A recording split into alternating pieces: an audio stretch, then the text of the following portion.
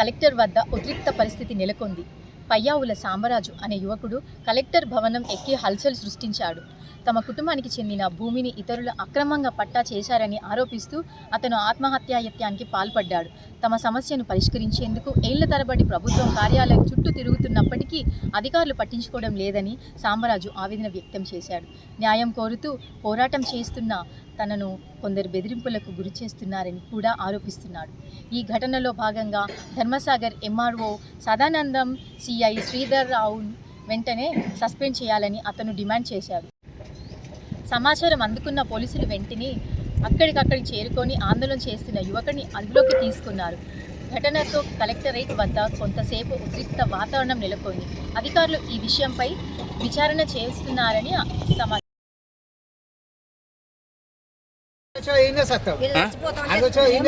అసలు ఏమైంది అసలు ఏమి సమస్య ఏంది?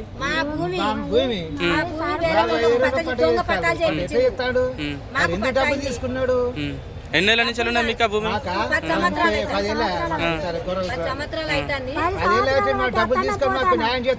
ఎవరు తీసుకున్నారు పైసలు?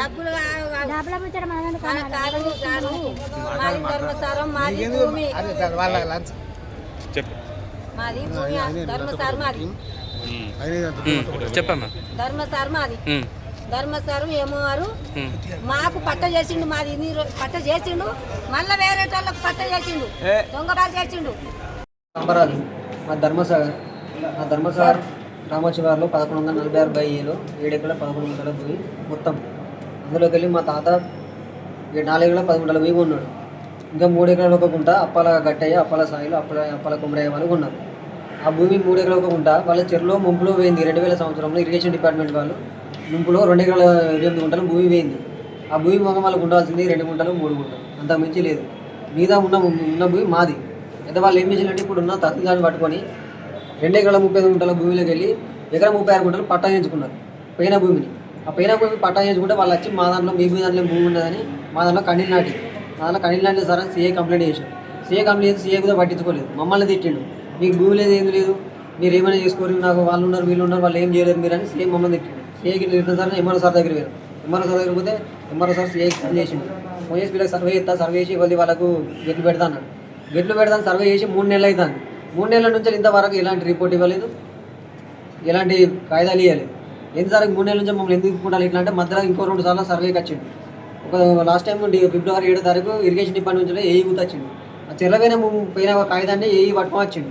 ఆ కాగితాన్ని కూడా ఇది తప్పు, మీరు వెళ్ళిపోండి కంచెలు అని ఏఈని కూడా పంపించేసి మళ్ళీ దాన్ని చూసిన తర్వాత మీ ఈ దగ్గర ఎంత సార్ ఇట్లా మీరు పోతే సార్ మీరు చూసుకో, మీ భూమే కదా గవర్నమెంట్ భూమి, మీ భూమి మీరు గట్టి పెట్టుకోవాలి కదా సార్. ఇట్లా ఎందుకంటే నువ్వు పేపర్ తెపో, నువ్వు పేపర్ ఇస్తేనే నీకు గట్టి నేను తిస్తాను సార్, మా దగ్గర ఉంటాయి మేము ఏమన్నా ఆఫీసర్లమా అని అడిగితే లేదులే మీరు పేపర్ ఇస్తేనే నా భూమి నేను తీసుకుంటా గవర్నమెంట్ భూమి, నేను పోతే ఇంకోటి వస్తాడు మా గవర్నమెంట్ మాకు ఉంటుంది, నీకేమైతుంది మీరు చూసుకోపోయి మీరు అది చేసుకోపోయి ఏ కూడా సరిగ్గా పట్టించుకోలేదు. 10వ తారీఖు మళ్ళీ ప్రైవేట్ సర్వే పెట్టి సర్వే చేసిండు. సర్వే చేస్తే ఎందుకు సర్వే చేస్తారని నేను ఫోన్లో వీడియోలు ఇస్తా అంటే నన్నే కొట్టి నా సెల్ పలగొట్టిండు. వీడియోలు తీయక మమ్మల్ని అది అని ఒక రౌడీలను ఒక ఊళ్ళో లోకల్ లీడర్స్ని పట్టుకొచ్చి 10 మందిని తీసుకొచ్చి నా సెల్ నెట్టేసుడు, నన్ను నెట్టేసుడు, నువ్వు భూమిలో రావద్దు, నువ్వు భూమిలో కడితే సావదింటాం మిమ్మల్ని, నిన్ను మీ డాడీ మీ చిన్న ముగ్గురం సావదింటాం. 3 సార్లు రిపోర్ట్ ఇచ్చింది. చంపుతా అంటారు ఇక్కడ వేసేస్తాం, మా భూమి గవర్నమెంట్ తీసుకొని అనాథల కానీ వాటికి ఏమైనా చంపుతాళ్ళు. ఇక మరి ఏం చేయాలి? మేము 30-40 సార్లు గ్రేవెన్స్లో 30-40 సార్లు కంప్లైంట్ ఇచ్చినాం. ఈ కంప్లైంట్ ఎన్నిసార్లు ఇచ్చినా కూడా చెత్తగుళ్ళ పడిపోతున్నాయి కానీ మాకు న్యాయం జరుగుతుంది కదా. కలెక్టర్ ఆఫీసులో న్యాయం జరగకపోతే మాకు ఇంకెక్కడ పోతే న్యాయం జరుగుతుందని ఆత్మహత్యానికి సంవత్సరాలు పోలీస్ స్టేషన్లో నా భూమి నాకు కావాలి.